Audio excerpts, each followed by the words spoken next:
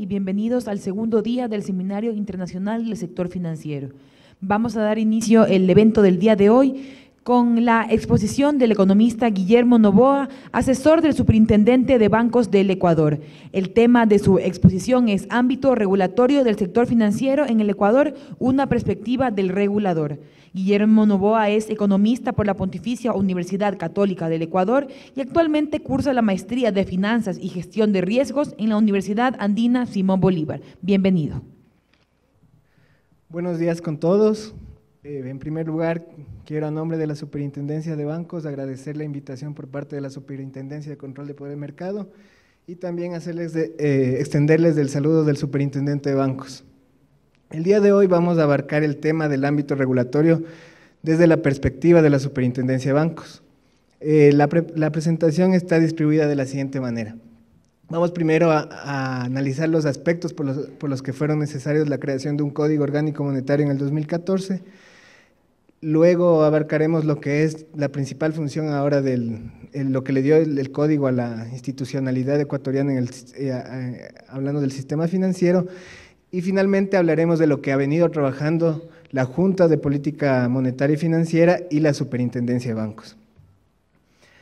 En primer lugar, para entender por qué en el 2014 se pensó en que era necesario crear un Código Orgánico Monetario Financiero, podemos ver que la legislación financiera monetaria mundial lo que ha venido buscando a lo largo de este tiempo es la flexibilización de la libre movilidad del capital, los paraísos fiscales, banca en la sombra, que es un concepto que ya se lo viene aceptando, y también flexibilizar la inversión extranjera directa. ¿Esto qué ha provocado? Ha provocado que desde los años 1900, desde el siglo XX, inicios del siglo XX, se hayan viniendo sucediendo a lo largo del tiempo crisis financieras derivadas de la poca regulación financiera. Entonces vamos viendo lo que ha venido pasando. En 1914, durante el periodo de la Primera Guerra Mundial, podemos observar que hubo una crisis económica derivada de la libre movilidad de capitales. Hubo un alto grado de movilidad de capitales que lo que devino fue en una crisis financiera. Esto se pudo ver en Europa, en Asia, en Sudamérica. ¿Qué vino después? En 1920 a 1929, la Gran Depresión, tuvimos otra crisis, ¿derivada de qué? Del mismo problema, libre movilidad de capitales y una privatización de los sistemas de clearing, es decir, de los sistemas de compensación, que eran privados, no eran administrados por los bancos centrales, que todavía el concepto de banca central no estaba democratizado en la sociedad aún. ¿Qué viene después de esto? El periodo, luego del 29 de la Gran Depresión, otra crisis. ¿Por qué? Por la libre movilidad de capitales, la facilidad con la que mi capital el día de hoy podía estar en Estados Unidos, en una zona de Estados Unidos y moverse a otra zona de los Estados Unidos. Ese concepto, porque tampoco es que podíamos decir como ahora que el día de hoy tengo una operación en Ecuador y en la tarde ya la puedo tener en Perú a través de un código SWIFT. Pero había la facilidad. Adicionalmente hubo una crisis en los precios de los commodities de esa época que produjo la crisis del 29 al 31. Luego pasaron algunos tiempos durante un esquema rígido de política monetaria, donde lo que tuvimos en el 79 y el 82 fue la famosa crisis de deuda. ¿Derivada de qué? De un alto precio de commodities, principalmente petróleo en los países exportadores de petróleo, que lo que hizo fue crear una burbuja financiera, que en el 79 estalló con la caída de los precios de los commodities. Adicionalmente, esta libre movilidad de capitales lo que hizo fue producir una crisis de deuda. ¿Por qué? Porque los estados pensaron que el boom de los commodities iba a continuar y tuvieron políticas de endeudamiento agresivas, que en el momento de la contracción del precio de los commodities pasó lo que pasó y tuvimos durante los 80s una década perdida. En el 86 empieza a aparecer el concepto de banca en la sombra y banca universal, que se vio principalmente evidenciada en el Asia. En el Asia tenemos algunos casos académicos, el más importante ustedes deben haber conocido, el caso del Banco Barings. El caso viene de ¿qué? De una poca regulación a la Banca Universal, donde se hacían operaciones en el Asia y que no se pudieron controlar desde Inglaterra. Después de esa crisis fue lo que se pudo establecer a través de regulaciones claras, lo que es un front office y un back office en las entidades financieras, para que no haya este concepto de regularización y para que las mismas personas que dan crédito, que colocan a las entidades, no sean las mismas que se controlen y no generen burbujas financieras. En el 94, ¿qué tenemos? Una aceptación unilateral y sin discriminación de la inversión extranjera directa. Conceptualmente, la economía aceptaba la inversión extranjera directa sin ningún condicionamiento. ¿Eso qué produjo? Crisis en Latinoamérica principalmente. Durante el 94 y 95 podemos observar que las crisis se fueron asentando en Latinoamérica y también teníamos problemas en Europa y en África. En el 97 tuvimos la crisis igualmente de Banca en la Sombra y Banco Universal en el Asia. En el 97, en el 98 ya tenemos nosotros ya un ejemplo en el Ecuador. Producto de la desregularización financiera derivada de la Ley de Instituciones Financieras aprobada en 1994, se produjo una total desregularización del sistema financiero, lo que produjo una expansión de la burbuja financiera en el Ecuador, que arrojó lo que todos conocemos, la crisis del 99, donde quebró la mitad del sistema financiero, hubo una crisis migratoria, una crisis económica, y donde luego de esa crisis tuvimos que adoptar el sistema monetario que actualmente tenemos. Por eso hemos puesto al Ecuador como un caso especial, porque lo conocemos. ¿Derivado de qué? De Banca en la Sombra y Banca Universal. En el 2007, la crisis más reciente que todos tenemos memoria, ¿derivada de qué? De una banca en la sombra y una libre movilidad de capitales, donde todos los problemas se conjugaron en uno solo. Hubo, por parte de las calificadoras de riesgo, un maquillaje de las cuentas, por parte de las entidades financieras, un mal manejo financiero, por parte del Estado, una desregularización financiera que produjo la crisis del 2008 y de la que aún el mundo se está recuperando. Entendiendo lo que pasaron en esas crisis, tenemos el concepto de banca en la sombra. ¿Qué es la banca en la sombra? Es el conjunto de entidades financieras, infraestructura y prácticas que sustentan operaciones financieras que ocurren fuera del alcance de las entidades de regulación nacionales. Incluye entidades como hedge funds, fondos de mercado de capitales y herramientas de inversión estructuradas. Básicamente, ¿qué es la banca en la sombra? Cualquier mecanismo financiero que no esté regulado. Cuando uno va fuera de la universidad y ve en los postes, te damos crédito a $5,000 esta misma tarde, a una tasa que tú desconoces, a un plazo que probablemente sea de un mes, de 2 meses, pero que no está regulado, eso es banca en la sombra. Cualquier actividad financiera que esté instaurada en el sistema, en un sistema económico, pero que no tiene regulación.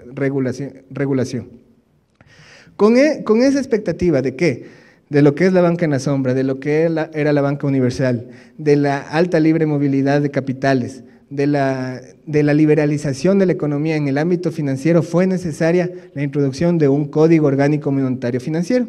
¿Para qué?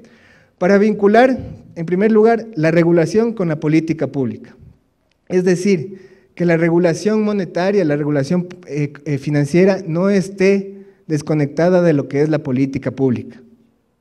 En segundo lugar, recuperar los instrumentos de política monetaria.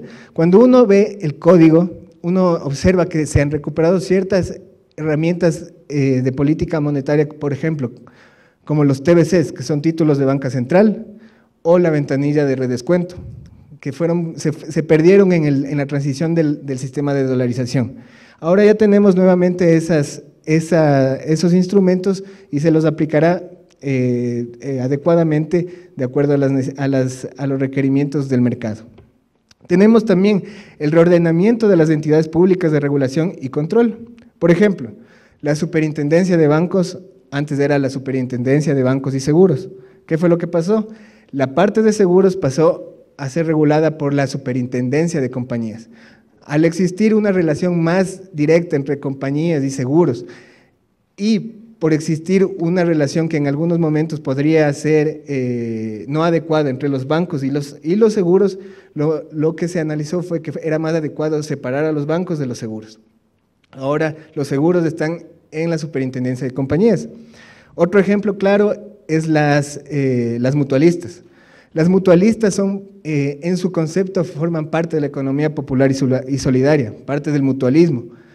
Son más relacionadas al cooperativismo que a la banca privada, entonces por eso ahora las mutualistas, de acuerdo al código, están bajo el control de la Superintendencia de Economía Popular y Solidaria. Sin embargo, por un periodo de transición, se efectivizará el control en mayo del 2017.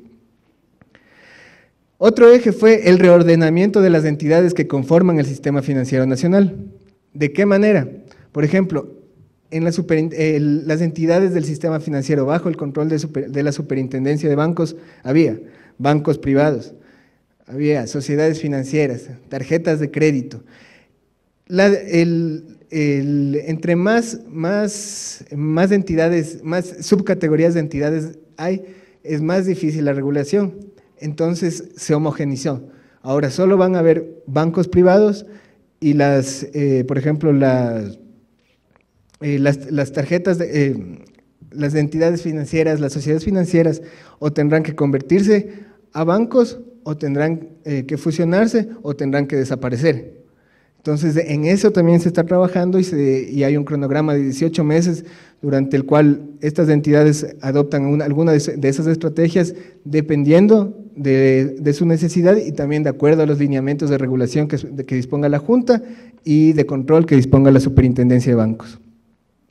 Mayores requerimientos a las entidades de los sistemas y regímenes y sanciones más fuertes a quienes los incumplan. Por ejemplo, ahora se necesita para tener un banco un capital mínimo de 11 millones. Por ejemplo, ahora está especificado en el código las necesidades de cumplir los requerimientos de liquidez y de solvencia. ¿Para qué? Para evitar problemas de riesgo sistémico en el sistema financiero. Mejorar las capacidades para enfrentar crisis sistémicas. ¿Esto cómo se lo hace? A través del fortalecimiento del sistema de seguro de depósitos, por ejemplo, o del fortalecimiento del fondo de liquidez. Integrar a todas las entidades al seguro de depósitos. Antes del Código Monetario, las entidades que solamente estaban dentro del eje de la Superintendencia de Bancos tenían el aseguramiento del seguro de depósitos. Ahora, por ejemplo, las entidades de la economía popular y solidaria del segmento 1 tienen la cobertura del seguro de depósitos hasta $32,000. Luego en el segmento 2, segmento 3, segmento 4 y segmento 5 tienen un valor menor de cobertura, pero igual esto se lo irá incrementando a lo largo del tiempo. Pero ¿cuál es el concepto de esto? Que ahora todas las entidades financieras tienen al menos un nivel de cobertura dentro del seguro de depósitos. Otro ejemplo, por ejemplo, es el seguro de los seguros. Ahora, si uno tiene un seguro de carro, un seguro de la casa, en una entidad bajo la administración bajo el control de la Superintendencia de Compañías, si a esta entidad le pasa algo, la póliza está cubierta. Es decir, ya no hay esa posibilidad de que pasó algo con la aseguradora y todo lo que yo venía pagando en primas, ¿qué pasó? También se ha creado. Otro eje es regular a las entidades no financieras que otorgan crédito. Teníamos ejemplos de instituciones, de entidades del sector real, de la economía, que daban crédito directo y eso no estaba regulado. Ahora está regulado bajo el control de la Superintendencia de Compañías. Finalmente, fortalecer el régimen de seguros. Esto se lo hizo a través de lo que les comentaba en un inicio, dándole una fortaleza adicional por medio de la Superintendencia de Compañías. El ejemplo más claro de ordenamiento a nivel orgánico que dispuso el código es el siguiente. Por ejemplo, aquí ustedes ven la estructura que tenía anteriormente los órganos colegiados de regulación y control del sistema financiero en el Ecuador. Por una parte teníamos en JB la Junta Bancaria, que tenía 2 representantes del presidente de la República, un representante del Banco Central, un representante de la Superintendencia de Bancos y un representante de la sociedad.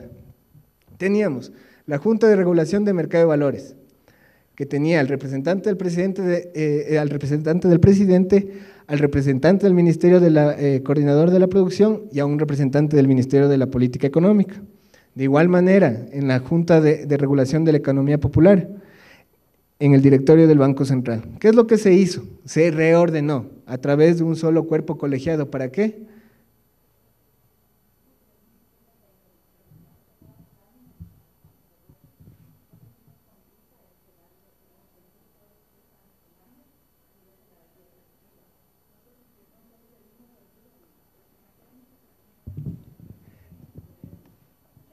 Ya. ¿Será que hay cómo visualizar mejor las láminas?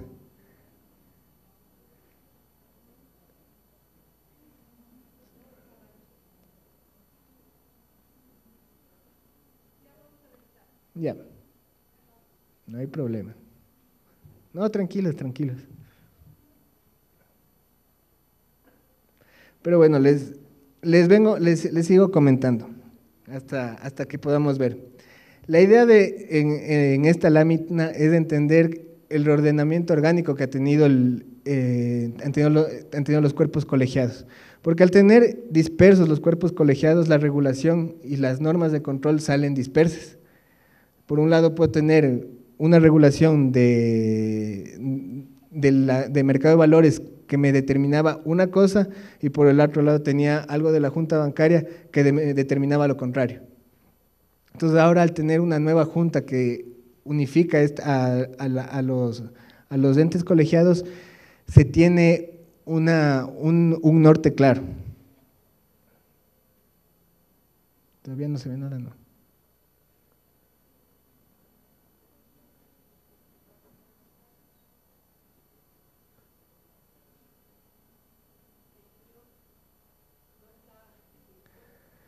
Bueno, continuemos hasta ver cómo le podemos solucionar. A ver, entonces, ¿qué es lo que se hizo? Se creó esta nueva junta. ¿De qué manera?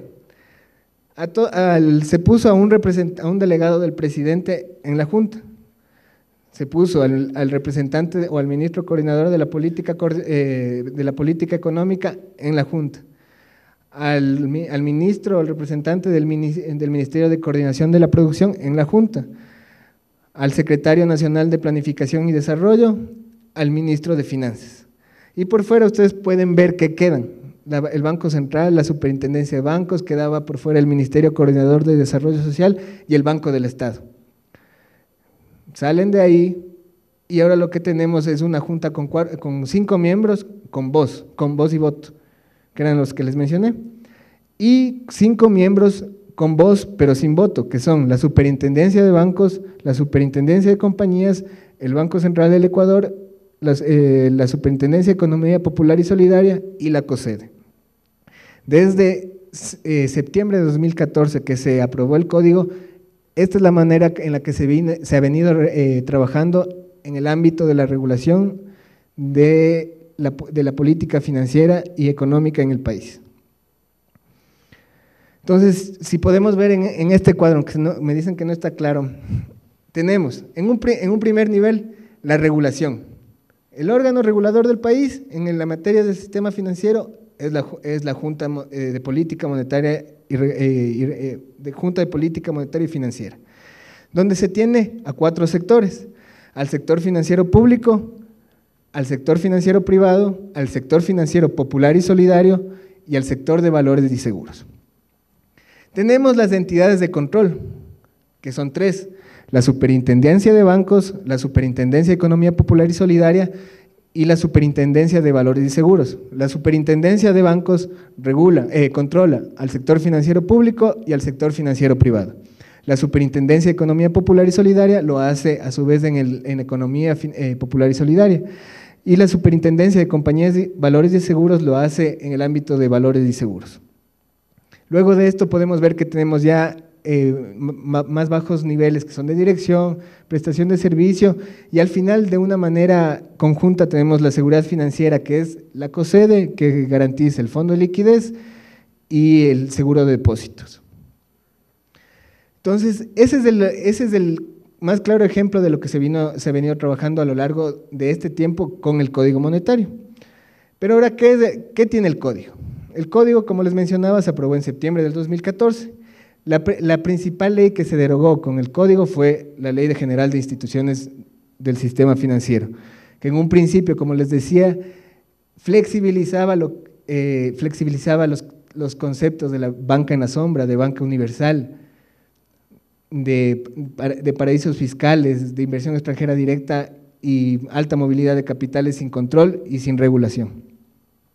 ¿Cómo está estructurado el Código Monetario, Orgánico y Financiero? El Código tiene 3 libros. El primero que habla del sector monetario y financiero, el segundo que acoge al mercado de valores y el tercero al ámbito de los seguros. Dentro de la competencia de control de la Superintendencia de Bancos, nosotros nos enfocamos básicamente en lo que es el sector monetario y financiero y específicamente a las entidades del sistema financiero privado y público.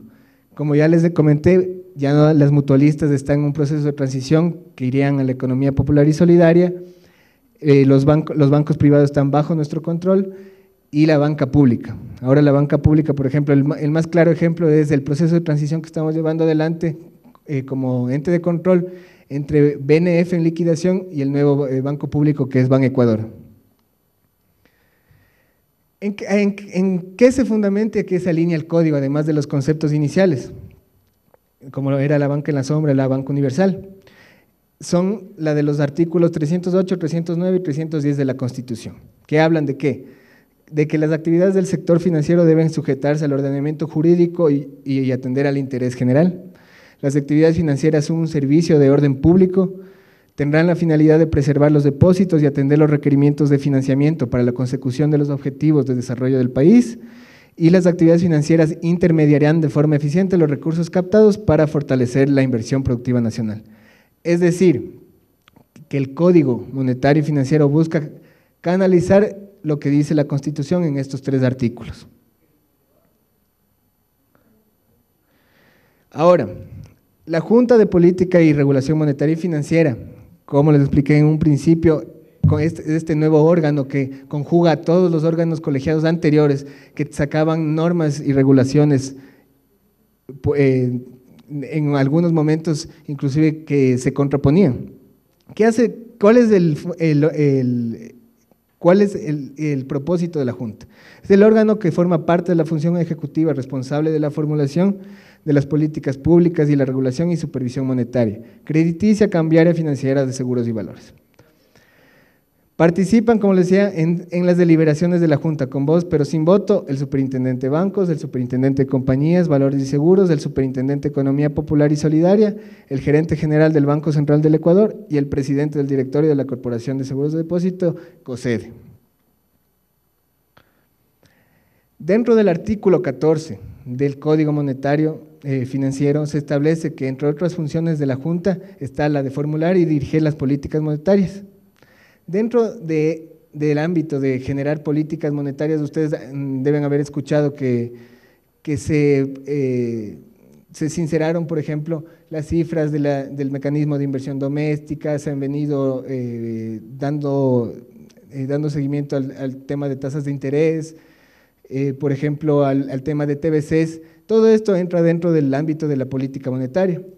Pero, por ejemplo, también deben haber escuchado que en octubre del 2015 salió el nuevo tarifario de las entidades financieras, donde por ejemplo está el cobro de cuánto te debitan de tu cuenta por sacar dinero de otro cajero que no es tu banco, por ejemplo, cuánto te cuesta hacer una transferencia dentro del sistema de pagos interbancarios o cuánto te cuesta una transferencia dentro de una tarifa con convenio, etcétera. Eso va dentro del ámbito de la regulación financiera. Y también tenemos las otras actividades que son valores, seguros y en el ámbito también de COSEDE, que es el manejo del seguro de depósitos y del fondo de liquidez. Ahora, La superintendencia de bancos, dentro de la regulación y el control, el código le otorga a través del artículo 60 los niveles de control que puede hacer, que son la vigilancia, la auditoría, la intervención y la supervisión de las actividades financieras que ejercen las entidades públicas y privadas del sistema financiero nacional, con el propósito de que estas actividades se sujeten al ordenamiento jurídico y atiendan al interés general. ¿Cómo se trabaja? La Junta, por ejemplo, da una resolución que es una norma de regulación. La superintendencia de bancos acata la norma y baja un poco el nivel para que se convierta en una norma de control para que sea aplicable a las entidades financieras. Entre sus funciones determina el artículo 62 que velará por la estabilidad, solidez y correcto funcionamiento de las entidades sujetas a su control y en general vigilar que cumplan las normas que rigen su funcionamiento. Las actividades financieras que presten mediante la supervisión permanente, preventiva, extrasitu y visitas de inspección in situ sin restricción alguna, de acuerdo a las mejores prácticas que permitan determinar la situación económica y financiera de las entidades. El manejo de sus negocios, evaluar la calidad y control de la gestión de riesgos y verificar la veracidad de la información que genera. ¿Esto en qué se traduce? Por ejemplo, tenemos una norma de control donde se establece que la solvencia mínima es del 9%. Nosotros vigilamos que eso se cumpla de manera mensual para estar claros en que el momento de que una entidad baje su solvencia por debajo del 9%, va a haber problemas en el sistema financiero, se puede generar un riesgo sistémico y eso no puede ser dable. Entonces tenemos que controlar ese tipo de cosas con normas de control. Aquí básicamente íbamos a hacer un resumen de las resoluciones que ha venido sacando la Junta Monetaria, donde se establecen las principales normas que han venido afectando al sistema financiero. Por ejemplo, la segmentación de cartera de crédito, las normas de regulación de tasas de interés, el plan de política para el financiamiento de la vivienda de interés público. Una de las últimas que salieron fue la norma que conforma los grupos financieros y las operaciones que pueden realizar entre sí. Esto es información de acceso público que está publicada en la página de la Junta de Política. Y nosotros, al tener la directriz de la Junta, de ser nuestro órgano regulador, expedimos las normas de control necesarias. Por ejemplo, hemos expedido una norma, la 665, que emite las normas de control que regulan los programas de educación financiera por parte de las entidades controladas por la Superintendencia de Bancos. Si bien parecería el nombre un poco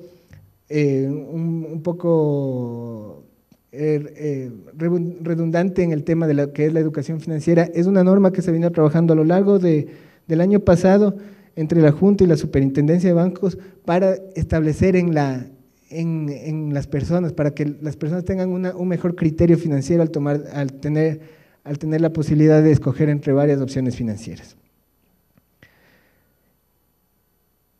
Para terminar, lo que les quería comentar es que la Superintendencia de Bancos, en su perspectiva de regulador y como parte de la Junta y como órgano de control, viene trabajando en mejorar las expectativas del mercado, es decir, mejorar la percepción que tienen los agentes sobre el sistema financiero privado y público y adicionalmente fortalecerlo.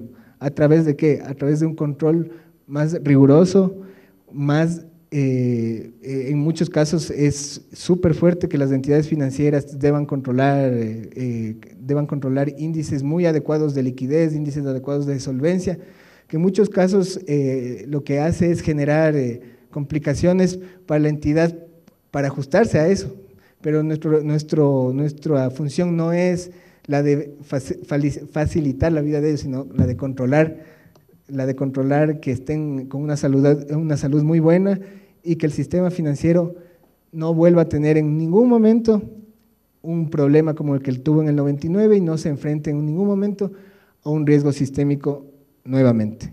Les agradezco por su atención, cualquier duda estoy a las órdenes.